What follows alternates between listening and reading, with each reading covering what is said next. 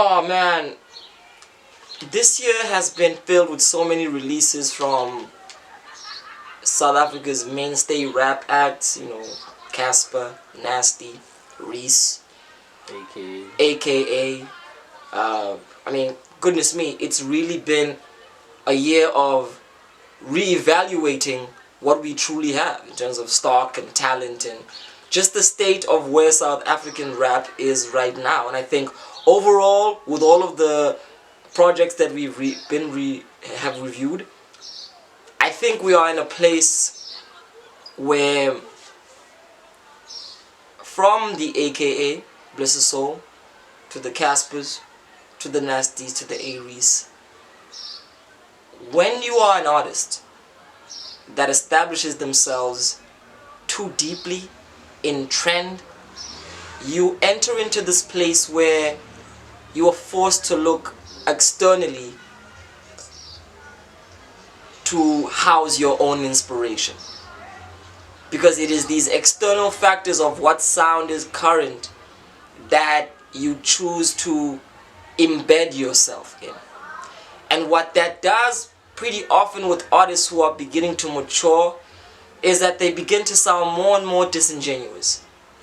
They become less believable, because before they were playing in a place that they very much determined, but as they grow older, younger, more youthful artists determine the trend, and it forces these older pop stars to kind of be yanked by the chain of a younger generation. And as a result, we all know how awkward being the old guy in the club looks. I mean, you could blend in, you could have the language, you could have the clothes, you could have the sound, but if people look really closer, they'll realize that something about you is just a little bit older than this environment. And I think all of the releases for me this year have shown me that South African rappers are experiencing massive identity crises that have to do with the fact that they're in a place where they do not know where to go. Amapiano is now officially landing itself into an American market so comfortably that it is now the preferred global sound that is in alignment with Africa. Shout out to Afrobeats. But this also is a political debacle, because South Africans have not yet led the forefront to piano. And it feels like Americans might just hijack the sounds right before our faces. I hope not. But all of this is a direct result of the fact that I think our artists do not have the bravery to take enough risks anymore musically, because they're too concerned with hitting the charts. Nobody really just wants to make weird shit. Nobody wants to play around. Nobody wants to just speak from a place that has absolutely very little to do with accepted popular norms. Nobody really wants to do that. Enter Kenji TMZ, or just Kenji for short. Kabeja's most exciting lyricist at the very moment, having given his own rendition of a lot of popular songs through short freestyle videos, having had released single after single that shows his just beautiful, sheer Kendrick Lamar-esque balance of being able to be lyrical, but at the very same time allow that to rest in a pop savvy voice.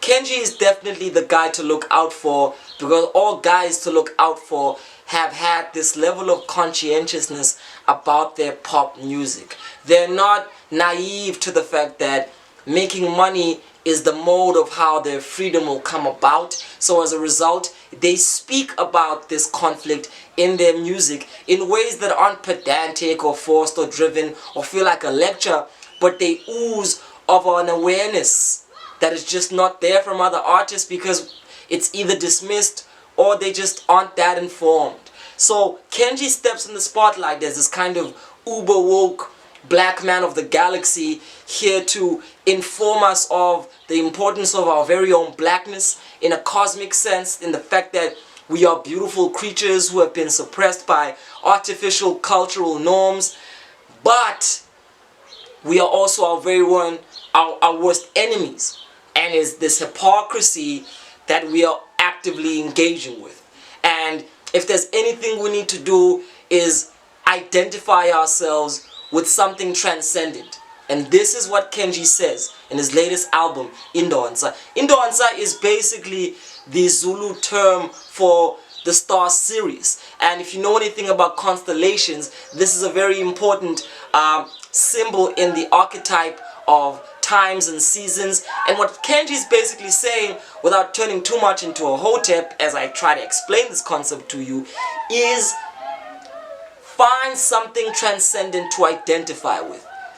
It's akin to what astronomer and pop philosopher Carl Sagan said when he said, we are made out of star stuff. That's what Kenji's saying. He's saying the stars that you look up to, that's the same thing you're made out of. You are the light. You shine. Your brilliance, your resilience. The fact that we look at a star and we're able to see the convolution of time and space is the very same thing that's going on to us. We are beings that are being ever shaped by something which is both within time and outside of time. Both internal and related, but also very, very, very out and mystical. And he does this while still feeling like you could chill at a club and listen. A lot of people don't have this gift of being able to make typical music inserted with a radical undertone. Emphasis on typical.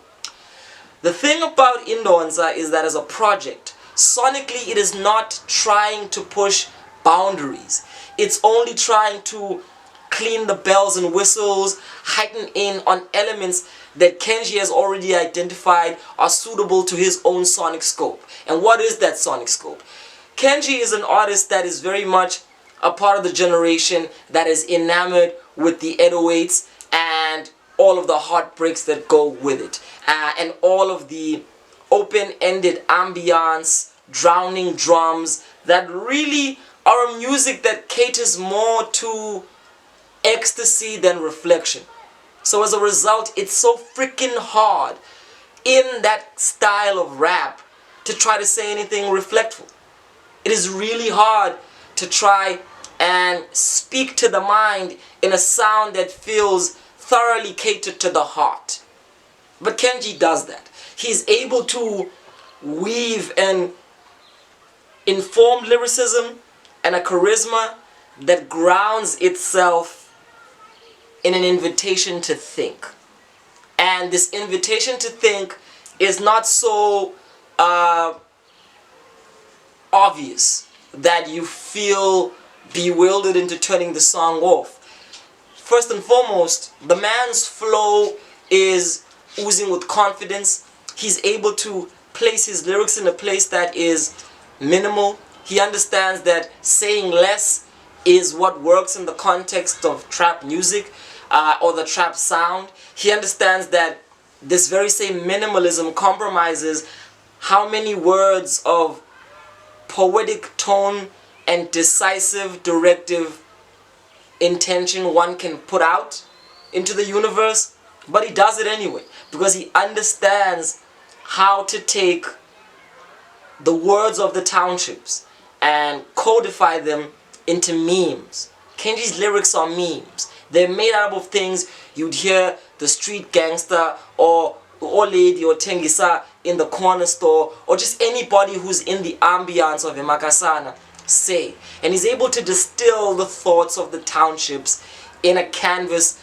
that is simple enough for the everyday listener who identifies with these voices to just feel the familiarity. And it is this familiarity that brings you back to the song. You know, whether he's talking about loving himself or loving his partner through Podesta, or just really about this idea of being radical nationalist to the core in his Africanness. He is a rapper who understands how to crystallize a black conscious manual for Amatuke. And as a result, it beckons me to ask the question, Does the club have room for reflection?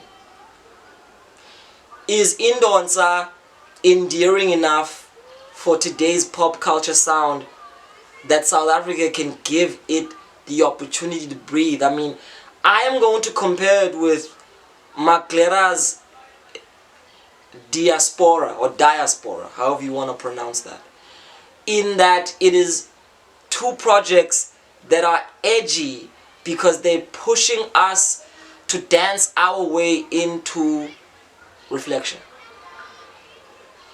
Is this possible?